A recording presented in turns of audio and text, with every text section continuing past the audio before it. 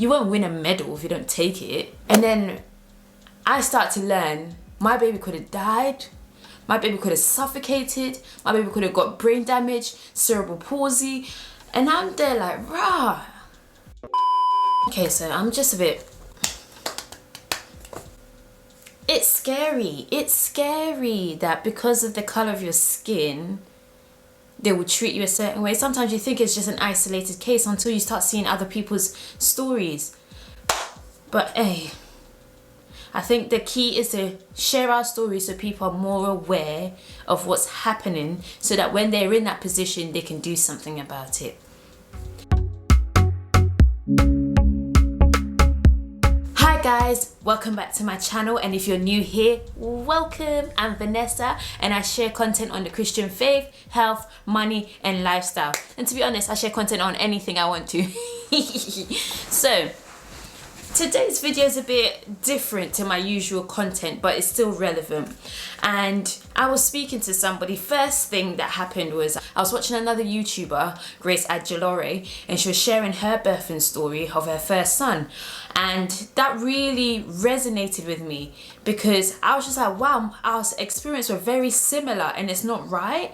And then the second thing is Nicothea passing, a pregnant London-based or British woman who died while she was pregnant. And then the third thing, speaking to somebody about my experience, and she mentioning about a woman who was in New York who was ignored and she died in childbirth as well. So I'm going to share my experience of giving birth. I've had 2 children and both of them, similar things happened to me, and I just want to share maybe the positives, the negatives, and what you should do when you're about to have a baby. So let's get straight into it.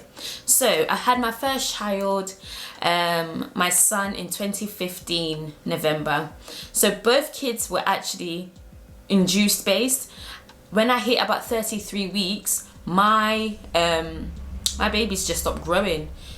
Well, that's what the doctors tell me. My babies are just not growing. They're not growing at the rate they should be. They're quite small. Both my babies were 5-pounders, very small baby, teeny weeny babies.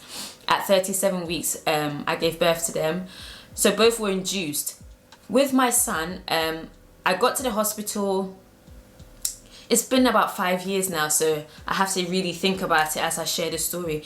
We got to the hospital. I actually had my last appointment maybe on a Tuesday, and then they tell me I need to come back on Thursday because I'm getting induced on Thursday. Had no idea. My first ever child, had no clue what was going to happen. So I get to the hospital, we check in, and then they tell me that they're going to insert Propess, which is like a tablet that they put up to induce you. So they put that up, and then within a few hours or so, I had a pad on. So within a few hours, I felt water coming out, but a lot of it was soaked by the pad. I told the midwife this. I had like an Eastern European midwife initially.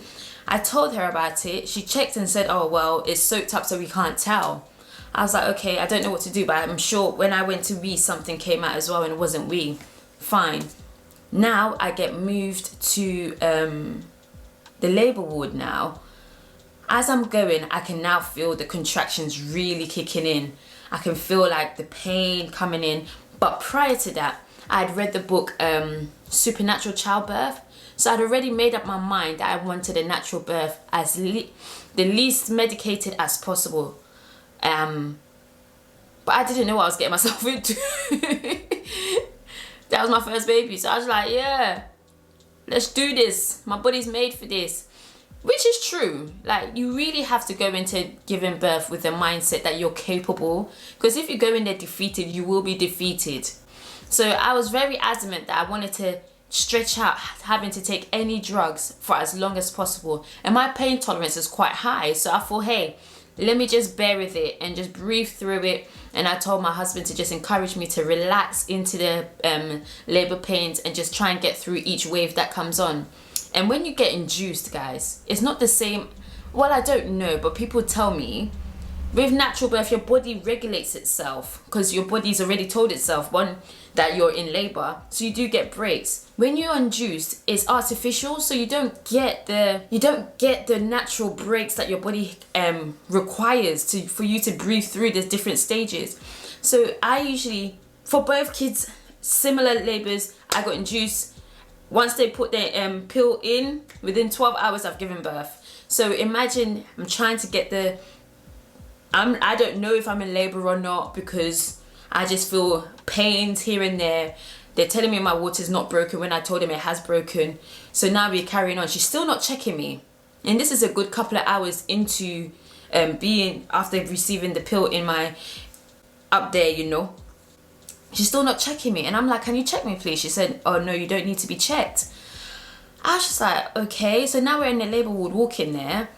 And then as I'm going there, I'm having a contraction. So I'm leaning against the wall, just doing my rocking. And if you know me, when I'm in a lot of pain, I don't scream. I just, I sound like a puppy. I'm like,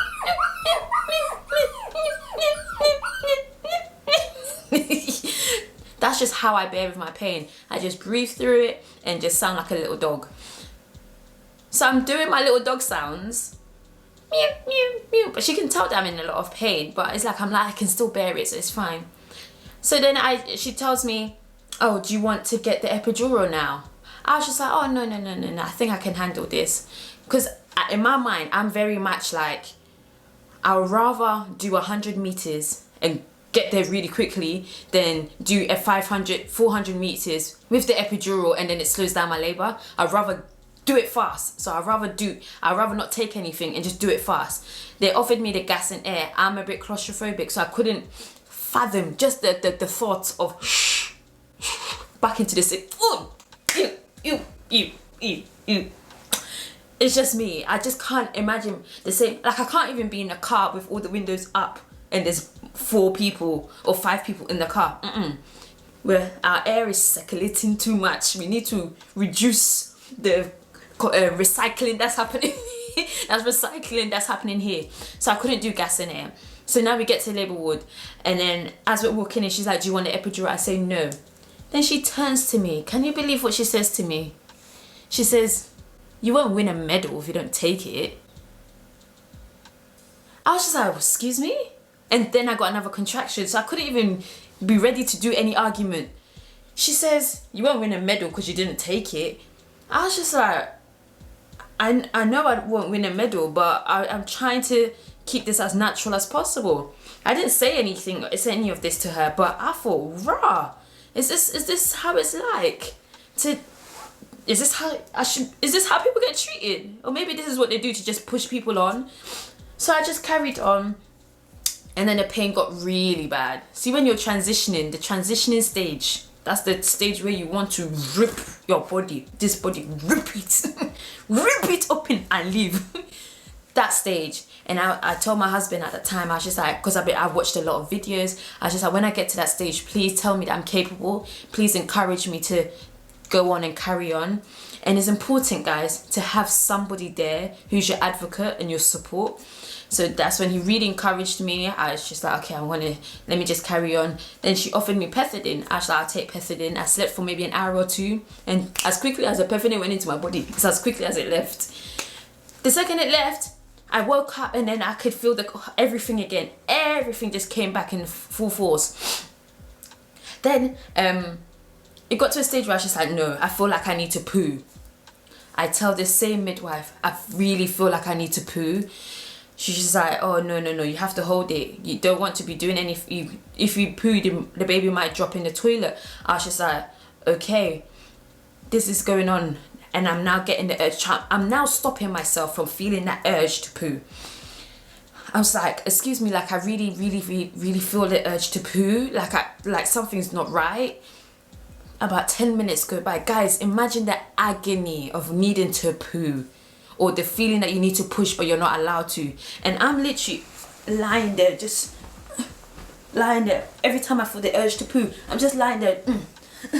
Excuse me, I feel like I need to poo. She's like, no, that you need to keep carrying on. It's just part of the contractions. It's just part of the contractions. I was just like, nah, there's something wrong. Can you please check me? 20 minutes goes by with this whole urge to poo comes. She's just like, no. She did not check me, guys. This woman did not check me. It's only when they were doing a handover. It's only when the handover was happening that the new midwife came in, and I was just like, I feel the urge to push, that she rushes in, checks me, sees the baby's head there, and then starts panicking. Everybody's running. Okay, let's go. Within 2 pushes, the baby was out. And then I start to learn my baby could have died. My baby could have suffocated. My baby could have got brain damage, cerebral palsy. And I'm there like, rah. Like, why would you just ignore me like that?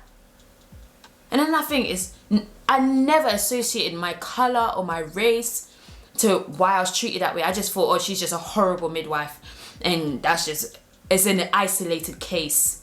But the more I start seeing different people's cases popping up everywhere, I'm like, as black women, we really need to know our rights in that sense. And you really need to have an advocate who will push for you. You need to have somebody who will push and be like, no, check her. Go and check her because it's your duty. If she's asked for something and you're an allocated midwife, you're not looking after anybody else, if you get that privilege, why would you not?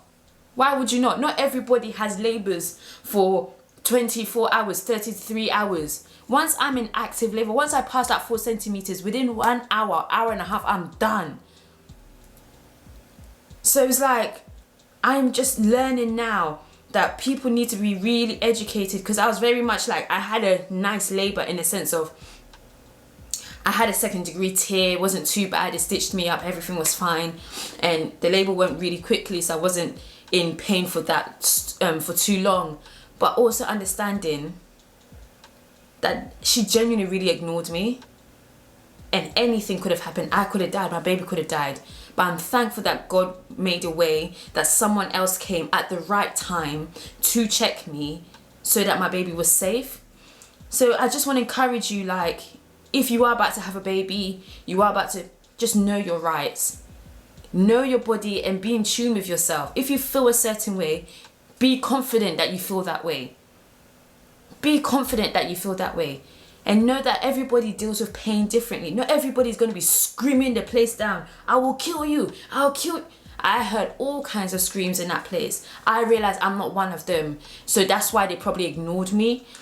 But I still didn't deserve that. So guys, because this video is a bit long, stay tuned for part 2, where I talk about my 2nd baby's labor. Anyway guys, don't forget to like, share and subscribe and put your notification button on. Bye.